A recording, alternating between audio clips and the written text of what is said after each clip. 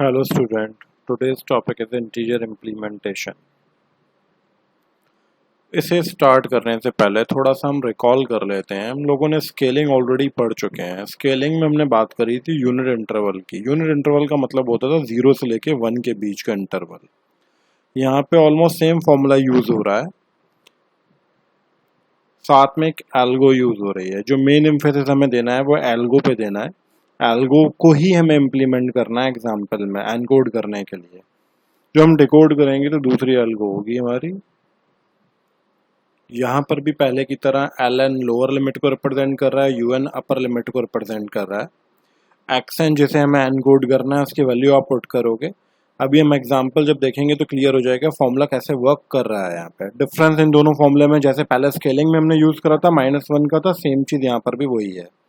अब जो हमारी एल्गो है उसे हम देखते हैं। यहाँ पे वाइल लूप में दो कंडीशंस दी हुई हैं। तो MSB of u and l are both equal to b, यानी जो इनका बेस है, जो भी मोस्ट सिग्निफिकेंट बिट है, या तो वो 0 होनी चाहिए या 1 होनी चाहिए, यानी डेट मीन्स सेम होनी चाहिए। और E3 condition holds. E3 condition का मतलब क्या है वो अभी हम नीचे यहाँ पे डिस्कस करेंगे। पहले हम पहली कंडीशन देख लेते हैं। इन दोनों से में से भी कोई भी कंडीशन अगर ट्रू होती है तभी हम इस एल्गो के अंदर एंटर करेंगे, अदरवाइज प्रोसीड कर जाएंगे। अगर पहली कंडीशन ट्रू होती है, if MSB of u and l are both equal to b, अगर उनका MSB सेम है, या तो 0 है या फिर 1 है, तो इस कंडीशन ट्रू हो जाएगी। और जो भी होगा MSB उसे आप सेंड कर दोगे, यानी सेंड b का मतलब है 0 है तो 0 सेंड कर दोगे, 1 है तो 1 सेंड कर दोगे। करने के बाद एक बिट शिफ्ट कर दोगे l को और अपेंड कर दोगे LSB में 0। सेम चीज u में भी एक बिट शिफ्ट कर दोगे लेफ्ट में और शिफ्ट कर दोगे, सॉरी अपेंड कर दोगे 1 LSB में। स्केल 3 एक वेरिएबल है, उसकी वैल्यू डिपेंड कर रही है। अगर उसकी वैल्यू 0 से बड़ी है, इस इफ के अंदर ही वाइल लूप है, तो आप इसके अंदर एंटर करोगे, अदरवाइज एंटर नहीं करोगे। अगर इसकी वैल्यू 0 से बड़ी होती है तो आप सेंड कर दोगे कॉम्प्लीमेंट, यानी यहाँ जो हमने सेंड किया था b, अगर 0 सेंड करा था तो यहाँ पर सेंड होगा 1, अगर यहाँ 1 सेंड करा था तो यहाँ पर सेंड होगा 0। अगेन डिक्रीमेंट कर दोगे स्केल 3 की वैल्यू, यानी जो भी स्केल 3 की वैल्यू आई होगी अब हम उसे यहाँ पे डिक्रीमेंट कर देंगे और वाइल लूप से बाहर आ जाएंगे। ये तो हो गई पहली कंडीशन। अब हम बात करते हैं यहाँ पे E3 कंडीशन क्या है। E3 कंडीशन के लिए हम यहाँ पे मैंने एक नोट पॉइंट मेंशन कर रखा है नोट्स में, जो ऑलरेडी आप लोगों ने पढ़ा होगा। E3 कंडीशन के लिए यहाँ पे तो मोस्ट सिग्निफिकेंट बिट देख रहे थे, यहाँ पे सेकंड मोस्ट सिग्निफिकेंट बिट देखनी है हमें। सेकंड मोस्ट सिग्निफिकेंट बिट क्या होनी चाहिए, UN के अंदर 0 होनी चाहिए और LN के अंदर 1 होनी चाहिए। अगर ये कंडीशन है तो वो E3 कंडीशन होल्ड होगी। इसके if E3 condition holds, same काम करना है, एक बिट लेफ्ट में शिफ्ट करना है और अपेंड कर देना है 0 LSB में। सेम चीज U में भी एक शिफ्ट करोगे लेफ्ट और अपेंड कर दोगे 1 LSB में। ये काम करने के बाद यहाँ पर भी देखो हम ये दोनों चीज कर रहे थे लेकिन कॉम्प्लीमेंट नहीं ले रहे थे। यहाँ पे हमें ये काम करने के बाद कॉम्प्लीमेंट भी लेना है नए MSB का of U and L। Then increment करना है स्केल 3 की जो भी लास्ट वैल्यू होगा उसमें +1, यानी इंक्रीमेंट हो जाएगा। ये तो हमारी एल्गो हो गई। Now take a look by just example. यहाँ पर हमने एक एग्जाम्पल ले लिया है, to encode the sequence 1321 with the following parameters. वहाँ पे हमारा यूनिट इंटरवल होता था, यहाँ पे यूनिट इंटरवल नहीं है। इनिशियली जो वेरिएबल हमने एल्गो में बात करी थी स्केल 3 की, वो हमारा गिवन है, वो 0 है। जो काउंट दिया हुआ है वहाँ पर भी वैल्यूज गिवन होती थी, यहाँ पर वैल्यूज गिवन है 41 एंड 9। इन तीनों का हम सम करेंगे तो टोटल काउंट कितना हो जाएगा 50। सेम चीज वहाँ पर हमारा यूनिट इंटरवल होता था 0 से लेके 1 के बीच में, हमारी सारी वैल्यूज लाई करती थी जो हम टैग फाइंड करते थे। यहाँ पर हमारा टोटल काउंट जा रहा है 50, यानी जो वैल्यू क्यूमुलेटिव काउंट की होगी वो 0 से लेके 50 के बीच में लाई करेगी, वेयर स्केल 3 इज 0। अब हमें एक चीज का और ध्यान देना है कि m की वैल्यू हम क्या लेंगे। यहाँ पे जो भी वैल्यू आपकी टोटल काउंट की आएगी उसका आप 4 टाइम लोगे। यहाँ पे जो मैंने 200 लिया है वहाँ लिख भी दिया है मैंने साइड में, उसका मैंने 4 टाइम लिया है। 50 का 4 टाइम 200 हो जाएगा। अब 200 को हमें कितने बिट में रिप्रेजेंट करना होगा बाइनरी रिप्रेजेंटेशन में, वही m की वैल्यू होगी। यानी इसे रिप्रेजेंट करने के लिए हमें कम से कम m बिट की जरूरत पड़ेगी। m की वैल्यू क्या हो गई 8। Now the lower limit and upper limit, यहाँ हमारी लोअर लिमिट क्या हो जाएगी, यानी 8 बिट रिप्रेजेंटेशन करना है यानी 8 टाइम 0। अपर लिमिट को हमें रिप्रेजेंट करना है मैक्सिमम यानी 8 टाइम 1। जो पहला एलिमेंट है जिसे हमें एनकोड करना है वो है 1। फॉर्मूले में हम पुट कर देंगे 1 का मतलब यहाँ पर है जो हमने xn की वैल्यू पुट कर रहे हो, यानी जिसे आप एनकोड करोगे वहां पर पुट कर दो xn की वैल्यू। यानी 1 को एनकोड कर रहे हो यानी xn की वैल्यू 1 हो गई। अगर हम 3 को एनकोड कर रहे होते तो xn की वैल्यू 3 हो जाती। अब जब मैंने वैल्यू पुट करी फॉर्मूले में तो L0 यानी लोअर लिमिट जो है वो हमारी 0 है, प्लस जो हमारी अपर लिमिट है वो 255 है। 255 हमने यहाँ पर पुट करा फॉर्मूले में, 255 माइनस L0 है प्लस 1 यानी इसकी वैल्यू कितनी हो गई 256 multiply by cumulative count. xn की वैल्यू कितनी है 1 1 माइनस 1 0 यानी क्यूमुलेटिव काउंट 0 और टोटल काउंट कितना हो गया 50। सेम चीज अपर लिमिट में L की वैल्यू 0, UN की value 255 minus 0 plus 1 cumulative count xn। यहाँ पे xn माइनस 1 करा था इसलिए 0 हो गया था, xn की वैल्यू 1 है अपॉन टोटल काउंट यानी 50 माइनस 1। ये देखिए मैंने यहाँ पे पुट कर दिया है। जिससे आप L निकालोगे वो 0 आ जाएगा, U निकालोगे 203 निकल कर आ जाएगा। अब आपको देखना है जो हमने L को पढ़ी थी कौन सी कंडीशन होल्ड कर रही है। पहली कंडीशन के लिए हम MSB देखते हैं क्या वो दोनों सेम है। पहली कंडीशन होल्ड नहीं हो रही। क्यों नहीं हो रही, क्योंकि यहाँ पर 0 है और यहाँ पर 1 है।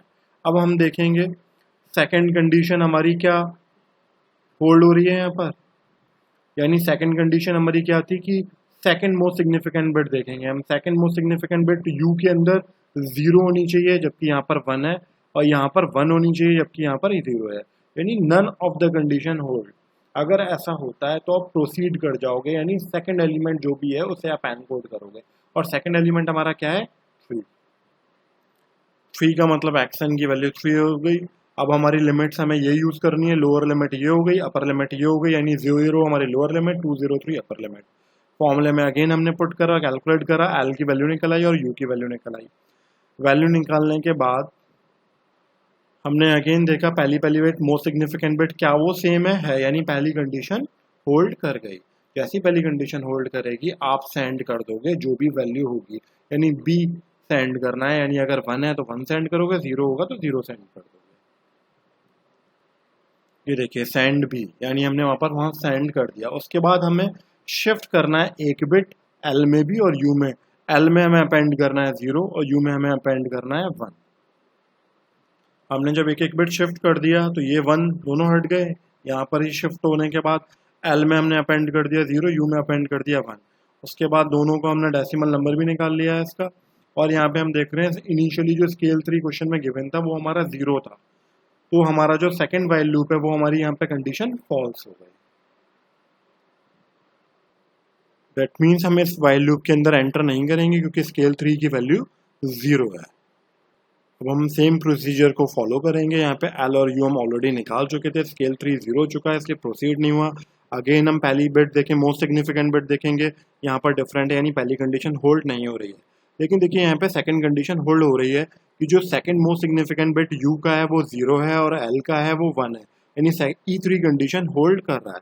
जो हमारी E3 कंडीशन होल्ड कर रहा है तो हम क्या करते हैं, देन हम सेम चीज़ एक बिट शिफ्ट कर देंगे L में और U में भी एक बिट शिफ्ट कर देंगे। L में हम 0 अपेंड कर देंगे और U में हम 1 अपेंड कर देंगे।